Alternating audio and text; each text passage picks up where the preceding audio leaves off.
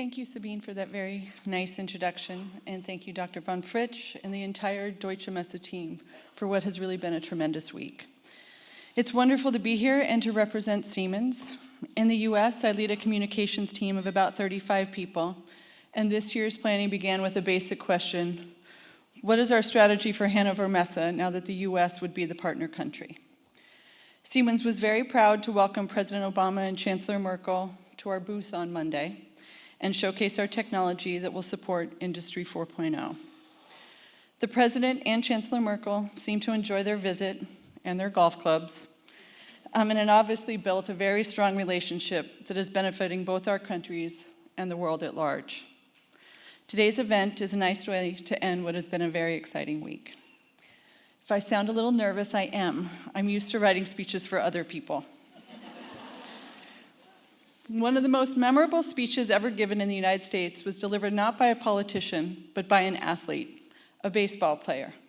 His name was Lou Gehrig, and he was the son of German immigrants, one of the greatest to ever play the game and a national hero. I've asked around, and I understand he's a little bit like your Uwe Seeler. Towards the end of his career, he was cut down by a disease few had ever heard of. It was so unknown at the time that people simply referred to it as Lou Gehrig's disease. And it took his life within 2 years, which was a shock to everyone. But what shocked people even more was something he said in his farewell speech to baseball in 1939. He said, "Today, I consider myself the luckiest man on the face of the earth." Gehrig's life was cut way too short, but in those simple words, he reminded us, it's not how long you live, but how well you live. And this, I believe, is what we really seek in our lives. It's not about success, rather, it's about fulfillment. For women, the opportunity to seek this level of fulfillment is relatively new compared to men, and it remains a work in progress. Generations of women have had to fight for equal opportunity and fair treatment in the workplace, and we're still working towards equal pay for equal work. But now that women can aspire to any career they like, many women are struggling with a different challenge: trade-offs in their personal lives and their careers. Women are asking themselves, how do I get to where I want to be in my field while being a successful mother, wife, friend, sister, daughter? How can I have a full life inside and outside of the office? Recently, I've asked myself these same questions, and I've learned some things that I don't believe are just relevant to women or even unique to America. The first is, the people who taught you how to succeed in your career can continue helping you along the way. It's important to maintain those relationships. In 1991, I moved to Washington, D.C., about a year after I graduated university. I moved in with a girlfriend who was working for a U.S. senator, and she said they were looking for someone in the press shop. I interviewed with a woman named Lorraine, who hired me as a press assistant on the spot. I use the word hired loosely. While I wanted to believe that I'd really impressed her in the interview, it probably had more to do with the fact that I'd agreed to work for free for 3 months. I worked really hard for Lorraine, and I loved working for her. She was smart and funny, a tough negotiator, but she didn't take herself too seriously, and everyone respected her. I was very lucky because she was willing to teach me how to do the job. There was only one rule I had to follow. I was never to be quoted on the record. One morning when I went into the office, I opened up the Boston Globe newspaper and saw, "The senator's diet consists of fish and pasta," according to Camille Johnston. I thought for sure Lorraine would fire me, but instead she laughed and warned me not to let it happen again. Lorraine knows my work ethic, my capabilities, my personality, and she's been a reference for me for every job I've ever applied for. I call her my fairy job mother. And this includes my most recent job at Siemens, which is the 15th communications job I've had in my career, and my first with a technology company. This leads me to my second realization, and that is, one's career is not really a ladder you climb, it's more like a roller coaster you ride. Some might think 15 jobs in 25 years is a sign you can't keep one. I prefer to believe it's a sign that your skills stand out regardless of the industry you're in. In 1999, I was working as the head of communications for a television station in Chicago. I'd been there for 2 years, was well paid, had a 9-to-5 job, and I wasn't looking to leave, but truthfully, I was a little bored. I received a call from Tipper Gore, the wife of Vice President Al Gore. She wanted to interview me to be her communications director at the White House. I was thrilled, and I got the job. The good news was I was no longer bored. The downside was I had to take a pay cut, and I worked 24 hours a day. I was back on the roller coaster. For 2 years, I traveled across America with Mrs. Gore to 3 cities a day, 5 days a week, to campaign for her husband. I was growing as a communicator, and there was nothing I'd rather be doing. Then the roller coaster went into a loop. Al Gore won the popular vote, but did not win the presidency. Many of you may remember this historic time. No U.S. election had ever been decided by the Supreme Court. If you were a Democrat, the loss was brutal and devastating. And if you were working in the White House as I was, it also meant you lost your job.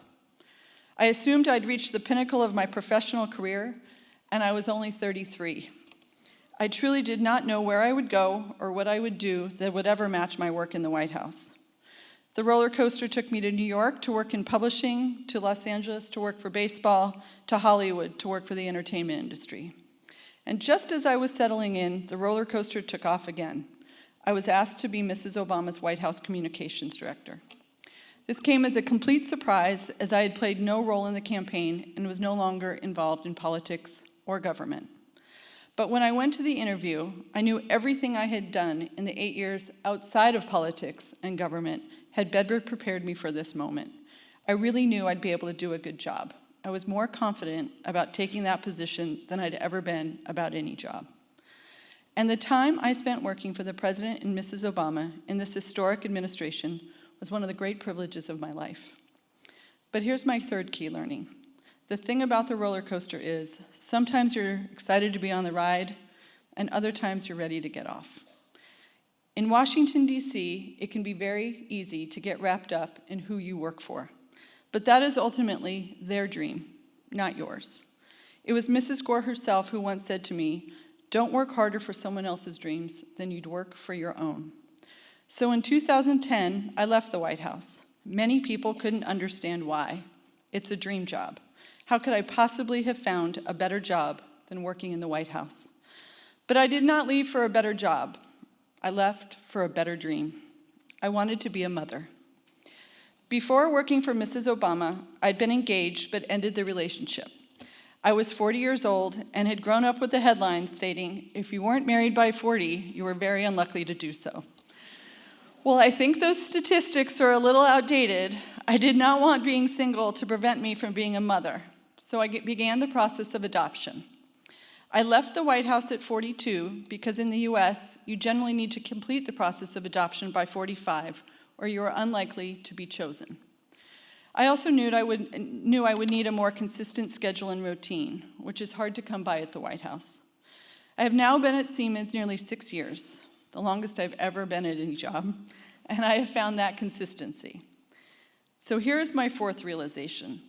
The order in which you do things matters less, and the passion with which you do them matters more. I went through a lot of twists and turns to arrive at a career within a global technology company. I had no previous experience in this field. But at Siemens, what made me a valuable asset was I had the ability to connect the Siemens story with what's going on in the world. Wind turbines, gas turbines, and smart grids are not just cool technological developments, they also create jobs in small towns. High-speed trains, intelligent traffic systems are major economic drivers that improve the infrastructure of the entire state and the quality of life for its citizens. Hiring and training apprentices and military veterans isn't just good for business, it's good for society. Siemens needed to connect its story to the national conversation, the things going on in the US and the world that really make a difference. This is what Siemens needed to talk about in order to grow its reputation as one of America's leading employers, manufacturers, and technology innovators. Reputation management is what I know how to do. Just recently, and for the first time, Siemens was named Fortune magazine's most admired company in the electronics sector, beating our main competitor, GE. Going back to what Lou Gehrig said, sometimes I feel like the luckiest woman alive. Actually, most of the time. I understand that adopting as a single parent is not common in Germany. It's becoming more common in the US. And I'm proof that doing it on your own is something that can be done. I don't know if I would have had the resources or the wherewithal to do what I'm doing at a younger age, but ultimately, I just think that depends on the individual. My daughter Josephine is nearly 4, and the two of us have a very simple, happy life. It's my schedule and her schedule. I certainly couldn't do it without a nanny and without my own mother. But more importantly, I couldn't do the way I want to do it and be the mother I want to be if I wasn't working in a place that made that possible for me, the way Siemens has. Trust me on something.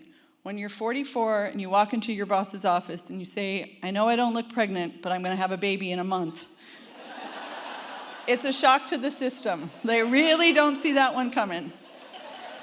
So for the CEO to just say, do whatever you have to do to make this work for you, like I said, I know I'm very lucky. And I'm trying to pay this luck forward. One of my pitches when I'm hiring is to tell people that we offer work-life balance at many stages of their career. That applies to women and to men. And flexibility in the workplace isn't just for people at my level or even those in the office environment. At one of our manufacturing sites in Houston, employees work 4 10-hour shifts, leaving 1 day a week for parent-teacher conferences, doctor's appointments, field trips, grocery shoppings, really whatever one needs to get done. My team works in offices all over the country. 3 of my direct reports are women. Combined, we have 7 children under 7. And my assistant is a military spouse and mother of 3. Her husband is regularly deployed for service, making her essentially a single mother. We come into the offices most days, but as long as we have our laptops and cell phones, our jobs can be done from anywhere. We're working to create an environment where it's not about being seen in the office from 9 to 5. Rather, it's about your results and the value you create. But my hope is, as we look ahead, that no one will need a little luck to work in this type of environment. Instead, it will just be how it is. The digital economy is already providing inventions and innovations that are pushing the workplace in this direction. It is getting increasingly easier to create a work environment that works better for all employees. The digital economy is also creating completely new jobs that require a different set of skills and experiences. By one measure in the US, 80% of the jobs that young people will fill in the future don't even exist today. As women grow in the ranks of management, and as more men seek out and assume responsibility for day-to-day parenting activities, the new jobs that are created are even more likely to be conducive to a work-life balance, because we will have been there from the beginning to help shape and create this new workplace. This brings me to my final learning. Stay focused on pursuing your dreams, but make sure others can pursue theirs as well. Technology alone will not bring about all the changes that are needed. It's a tool that can help us, but ultimately, it's up to all of us to make this work. There is a lot more to be done, and in the coming years, many more changes will occur, and many more will be required. Now, it's not lost on me that I just spoke to 1,000 people who are already experts on this subject. I've been preaching to the choir. So let's try to reach some of the people who are not in the choir. We need to get all hiring managers, male and female, on the same page. For women and for men, creating a better workplace and a better workforce depends on it. Thank you very much.